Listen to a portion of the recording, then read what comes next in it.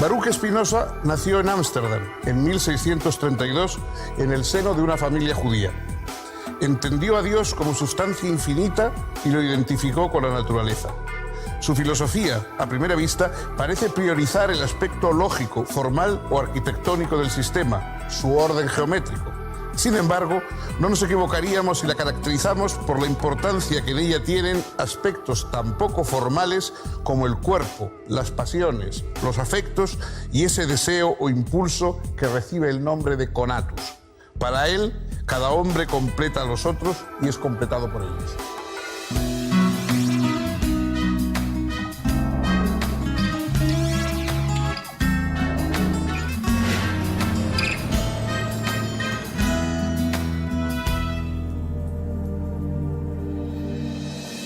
¿Cómo están, amigos? Bienvenidos. Hoy vamos a hablar de un filósofo que a la vez fue hombre de espíritu. Preciso esta acotación. Fue un hombre de razón, como todos los filósofos, un indagador, alguien que alzó una teoría dando una explicación del mundo y de nuestra conducta, pero tiene también un toque especial de persona espiritual. Es decir, algo que le da una intensidad a su pensamiento que quizá no tienen otros filósofos. No tiene nada que ver con un profesor, no tiene nada que ver con un científico en el sentido helado del término, sino que es un espíritu racional pero ardiente. Baruch Spinoza es un judío de origen español, después portugués, porque su familia sufrió los dos exilios, primero el exilio de España y luego el exilio de Portugal, y vivió en Ámsterdam, en La Haya, en la Holanda liberal, abierta, que en el siglo XVII era un refugio de todos los que querían escapar de inquisiciones, de persecuciones, etc. Se había formado en aquel momento en Ámsterdam, concretamente, un grupo extraordinario de médicos, de pensadores, de herejes. Spinoza fue un espíritu enormemente dulce, sereno y, sin embargo, uno de los hombres más perseguidos y más odiados que hay en la historia de la filosofía, por una de esas paradojas tan comunes. Fue expulsado de la sinagoga con una orden de excomunión, digamos, no es el término porque se trata de judíos, es decir, una expulsión de la sinagoga verdaderamente extraordinaria, con todo tipo de maldiciones, impresiona a uno hoy leerla. Intentaron apuñalar por la calle en Ámsterdam y guardó toda su vida el manto rasgado por un cuchillo del que intentó matarle. En su tumba se escribieron cosas terroríficas por parte de los que le odiaban. Y sin embargo, toda su filosofía es una filosofía de la luz, de la armonía, de la alegría, de la amistad. ¿Cómo puede ser que un pensador que parece que es algo de lo más estimulante y positivo que ha dado el mundo fuera también a la vez uno de los más odiados y perseguidos?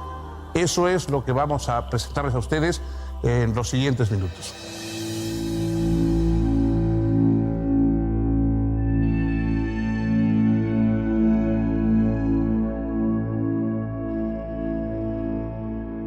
Baruch Spinoza perteneció a una familia bien posicionada y respetada en la comunidad judía holandesa.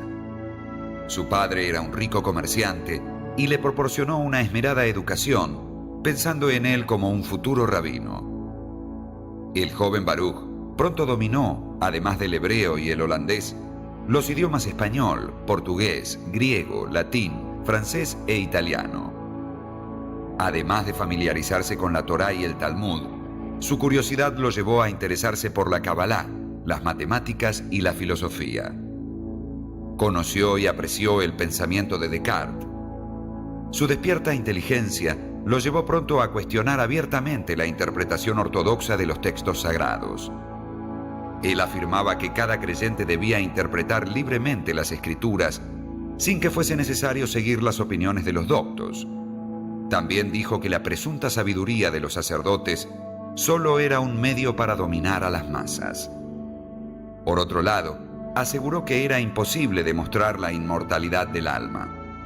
Y planteó, además, que Dios, a su entender, no era solo espíritu eterno, sino también cuerpo infinito. Si Descartes había afirmado que había dos sustancias, la pensante y la extensa, Spinoza encontraba que extensión y pensamiento eran solo dos de los infinitos atributos de la única sustancia que es Dios. De este modo, Dios se identificaba no solo con lo espiritual, sino también con lo espacial, es decir, con el universo entero, con la propia naturaleza. Esto, para los rabinos, no era más que panteísmo. La consecuencia de todo esto fue que en 1656, cuando apenas tenía 24 años, Baruch Spinoza fue solemnemente excomulgado. Se le aplicó el jerem, que es una maldición eterna, que prohibía a cualquier miembro de la comunidad judía relacionarse con él, leer sus libros, dirigirle la palabra, acercarse físicamente a su persona o estar bajo el mismo techo. La hostilidad hacia él no cesó con la excomunión y hasta se llegó a atentar contra su vida. Como consecuencia de ese intento de asesinato, Spinoza abandonó Ámsterdam en 1660 y fue a residir a un pueblito cerca de Leiden y 3 años más tarde a los alrededores de La Haya. Allí trató de llevar una vida discreta, reservada y dedicada al estudio y la escritura. El único incidente en el que transgredió su aislamiento fue la publicación en 1663 de su texto Principios de la filosofía de Descartes, que le valió rápido reconocimiento entre los intelectuales de toda Europa.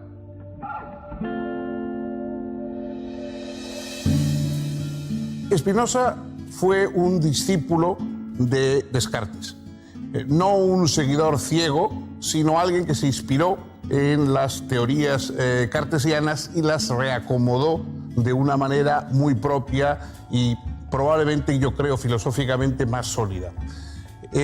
Su obra principal se llama Ética more geométrico demonstrata, es decir, una ética demostrada de manera geométrica. Es una obra que utiliza el medio de axiomas, proposiciones, etcétera, como si fuera una obra de geometría. Y es de las pocas obras filosóficas que definen todos los términos que utilizan. Es decir, muchos filósofos escriben utilizando palabras muy complejas, esencia, sustancia, y sin decir exactamente lo que significan, de modo que cada vez el lector piensa que significan una cosa u otra y eso pues, puede dar lugar a múltiples confusiones o quizá también ampara las propias oscuridades del filósofo. Spinoza, al comienzo de cada uno de los capítulos de su obra, define uno por uno todos los términos, Dios, naturaleza, modo, sustancia, todos los términos que va a utilizar los define precisamente de tal modo que el lector puede en cada momento sustituir la palabra por la definición que se le ha dado y entender, o por lo menos el filósofo juega absolutamente limpio, digamos, con el lector. Para Spinoza lo que existe es una enorme, un cosmos sustancial, material, que es a la vez materia y idea y espíritu.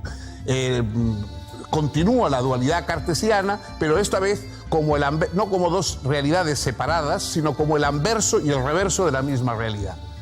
La sustancia es la naturaleza o es eso que algunos llaman Dios. Para Spinoza, el Dios no es un Dios en el sentido personal, pasional del término, sino que es un Dios cósmico, un Dios que abarca todo lo existente. Todo lo que hay son modos, son modulaciones de esa sustancia única en la cual todos pertenecemos. Cada uno tenemos nuestro destino racionalmente establecido, es decir, las cosas que nos convienen y las que no nos convienen. Y la luz de la razón, en el caso de los humanos, está destinada a buscar aquello que corresponde a nuestra naturaleza, que corresponde a nuestra forma de pertenecer al gran todo divino.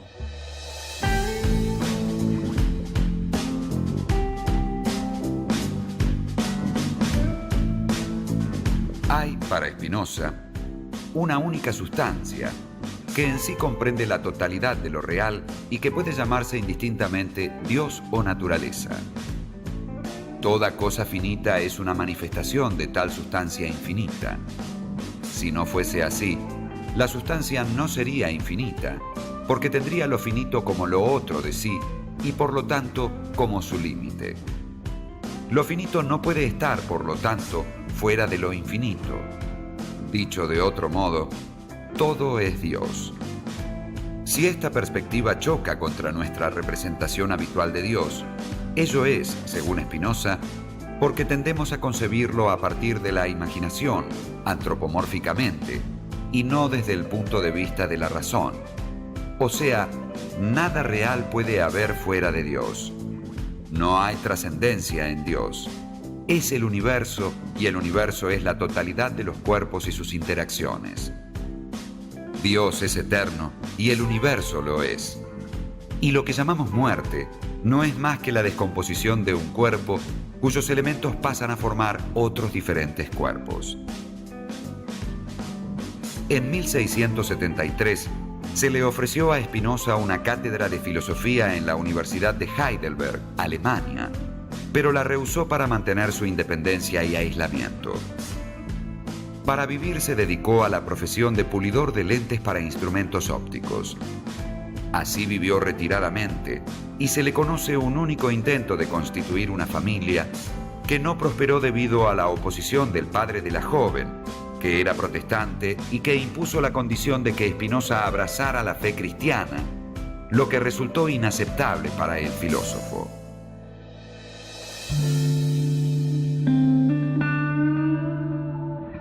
Solo 2 obras fueron publicadas durante su vida: Los principios de la filosofía de Descartes, aparecido en 1663, y el Tratado Teológico Político, aparecido anónimamente en 1670. Poco después de su muerte, irían apareciendo, por acción de algunos discípulos y simpatizantes, sus otros escritos: el Tratado sobre la corrección del entendimiento, el Tratado Político, el breve Tratado sobre Dios, el hombre y su felicidad, y su obra más importante, La ética demostrada según el orden geométrico. Spinoza escribió la ética siguiendo el método del sabio matemático Euclides, que parte de ciertos axiomas y de ciertas definiciones, y a partir de ellos va deduciendo o derivando lógicamente una serie de proposiciones. De tal manera, Spinoza pretende fundar una ética racionalista y objetiva, es decir, una ética que es deducida justamente, como se deducen las propiedades de un triángulo. La perspectiva de Spinoza apunta a alcanzar la forma de conocimiento más perfecta, por la cual toda la realidad y cada cosa singular pueden verse como un modo finito de la sustancia infinita. En tal perspectiva, todas las cosas aparecen relacionadas entre sí, surgiendo del ser divino, necesariamente, constantemente. Así, yo mismo me comprendo como una manifestación de esa causa inmanente que es Dios. Y cuando me amo a mí mismo, o cuando amo a Dios, que es esa fuente de la cual vengo a la existencia particular, debo darme cuenta de que ese amor es Dios amándose a sí mismo. Accedo así, como expresa Spinoza, al punto de vista de la eternidad. La sustancia misma llega a comprenderse. No existe el mal. Son las relaciones entre las cosas y entre los hombres las que establecen lo bueno y lo malo. No existe el bien y el mal, sino lo bueno y lo malo. Lo bueno es aquello que me afecta y me produce alegría. Lo bueno es lo que genera encuentros y composiciones. Lo malo es lo que genera desencuentros y descomposiciones en las afecciones entre los seres, y esas cosas son las pasiones tristes. Los 3 afectos básicos que componen la entera estructura afectiva de los hombres son el deseo, la alegría y la tristeza. En cuanto a las ideas de un bien y un mal absolutos, han sido instituidas en la historia de los pueblos solo para fomentar la superstición y facilitar a los diferentes poderes políticos el ejercicio de la dominación. Por eso, en toda su obra, Spinoza critica fuertemente a aquellos filósofos y teólogos que tratan a las pasiones humanas como si fueran pecados o vicios de una recta razón. Las pasiones son constitutivas de la naturaleza humana, son plenamente naturales y solo a partir del reconocimiento de ellas se puede acceder efectivamente al conocimiento verdaderamente racional.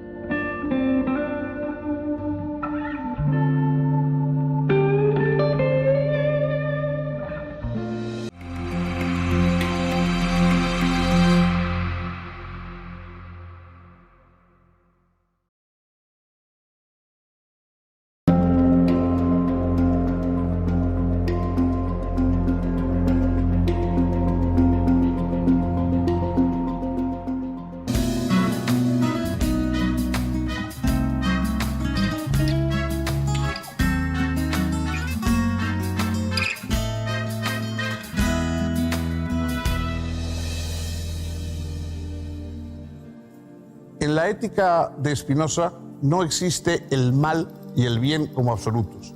Existe lo malo y lo bueno para cada uno de los seres que viven en el universo. En el caso de los humanos, lo que para nosotros es lo bueno es la alegría y lo que es lo malo es la tristeza. Lo bueno es el amor y lo malo el odio. Es decir, lo bueno es aquello que aumenta nuestra potencia, porque Spinoza piensa que los seres humanos estamos en el mundo para actuar de acuerdo con nuestra naturaleza, y la alegría es sentir que podemos actuar mejor, y el amor es aquello que nos da ganas de actuar unido a algún objeto exterior, y en cambio la tristeza es lo que nos resta capacidad de acción, y el odio es lo que nos mutila en nuestra posibilidad de actuar respecto a los otros. Para él, nada hay más útil para un ser humano que otro ser humano. Estamos destinados a los demás por naturaleza y por lo tanto buscar la coherencia, la armonía con los otros es la primera tarea de un ser racional. Por supuesto, la virtud es el desarrollo de ideas adecuadas sobre las cosas del mundo. Spinoza piensa que quienes son malos, viciosos, brutales, lo son porque no entienden el mundo en que viven, porque se dejan arrastrar por ideas erróneas, por alucinaciones. Quien tiene una mente apropiada, una mente clara, que responda a esas exigencias de Descartes, de las ideas claras, etc., quien tiene una mente clara de lo que le corresponde y de lo que necesita para vivir mejor, será amistoso, vivirá alegre, buscará la coherencia con todos los demás. Para él no hay nada que pensar en el sentido lúgubre o siniestro del término. En un momento famoso de la ética, al final, dice: el hombre libre en nada piensa menos que en la muerte, y toda su sabiduría es sabiduría de la vida. Es decir, la muerte para el ser humano no es nada, es un mal encuentro. Nosotros estamos constantemente haciendo encuentros, tropezando, digamos, con cosas, con microbios, con comidas, con personas, con montañas, con lo que sea.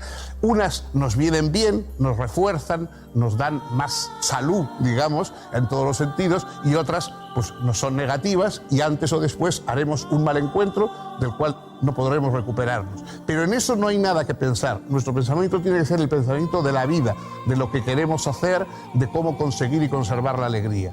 Y en último término está lo que él llama el amor intelectual de Dios, es decir, la aceptación de la naturaleza tal como es en el cosmos y en nosotros.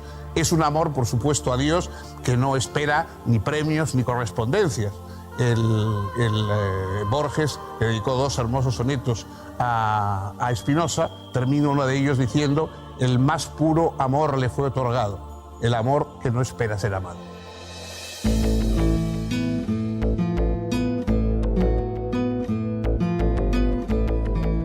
Todos los cuerpos se encuentran interconectados, pero a la vez son relativamente autónomos, porque cada uno está animado por un conato propio o intenciones, que es su tendencia a mantenerse en la existencia, porque toda cosa particular quiere perseverar en su ser. Cada uno de nosotros es esencialmente conato, o, lo que es lo mismo, es apetito o deseo. Somos básicamente deseo. Y esto hace que la ética espinosista no sea una ética de la prudencia o del deber, sino precisamente una ética del deseo. Esta noción del deseo va a influir enormemente, siglos más tarde, en la teoría psicoanalítica, donde va a aparecer como eros, instinto de vida o libido. Pero Spinoza va más allá. El conato no solo está en los hombres, sino también en todas las cosas. Estos conatos de los diferentes cuerpos pueden unirse entre sí para constituir nuevas relaciones y nuevos organismos. En el ámbito de lo humano, lo social debe pensarse, entonces, como un encuentro que potencia el conato de los individuos. En vez de sostener, como el filósofo inglés Thomas Hobbes, que el hombre es el lobo del hombre, Spinoza entiende que cada hombre completa a los otros y es completado por ellos. Una comunidad es, así, un individuo colectivo que potencia las posibilidades y los derechos de sus miembros. Lo político no es más que una forma de descomponer ese individuo colectivo. Spinoza no acepta ningún contractualismo, porque no admite que haya o deba haber cesión o disminución del derecho natural de los individuos. Para él, en el estado de naturaleza el conato de los hombres está disminuido a causa de su enfrentamiento con sus semejantes, y al constituir un cuerpo político, la multitud de conatos individuales configura un conato colectivo. Así, al adquirir el derecho civil, el derecho natural puede potenciarse enormemente, lo cual es posible solo a partir del reconocimiento de que lo más útil para un hombre es otro hombre. Así aumentamos nuestras posibilidades de cumplir nuestro deseo de existir, de pensar, de actuar. Cada hombre es un cuerpo, pero se une con otros para configurar un cuerpo mayor, un cuerpo social. Por otro lado, todos los cuerpos, no solo los humanos, interactúan y se unen entre sí, hasta alcanzar un cuerpo que es la totalidad de los cuerpos y al que denominamos el universo, y que ciertamente no es otra cosa que Dios.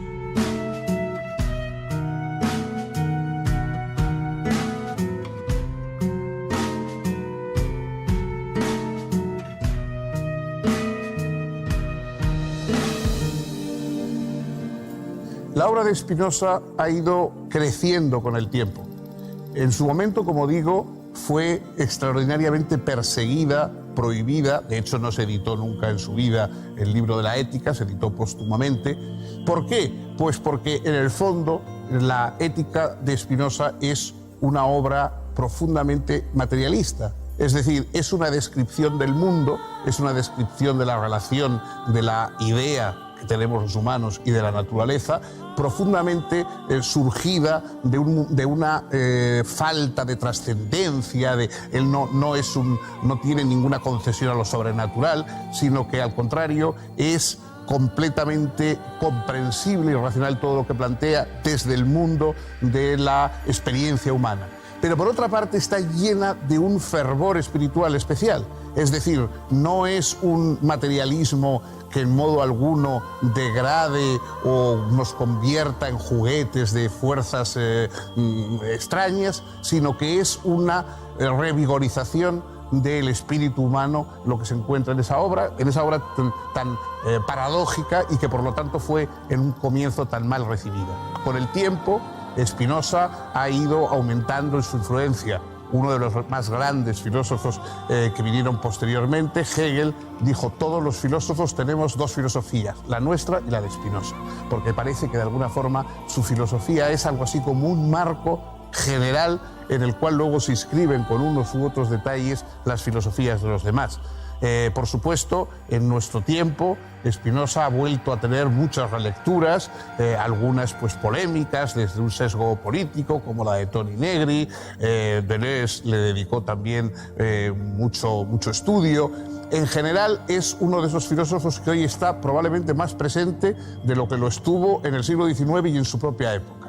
Es uno de esos filósofos que hoy se considera ya obligado, que tiene una extraña modernidad, que habla de cosas que nos preocupan, como por ejemplo la corporalidad, la relación entre el cuerpo y nuestro habitar el mundo. Nadie sabe lo que puede un cuerpo, dice en un momento Spinoza, y de alguna forma esa metafísica de la alegría, esa metafísica de la necesidad, pero de la necesidad del amor, se convierte hoy en uno de los pensamientos que siguen siendo más influyentes y más necesarios en nuestra época. Y bien, hasta aquí hemos llegado hoy. con este filósofo singular. El próximo día, si ustedes tienen la gentileza de acompañarnos, vamos a revisar otro pensador y vamos a ver otra perspectiva del orbe filosófico.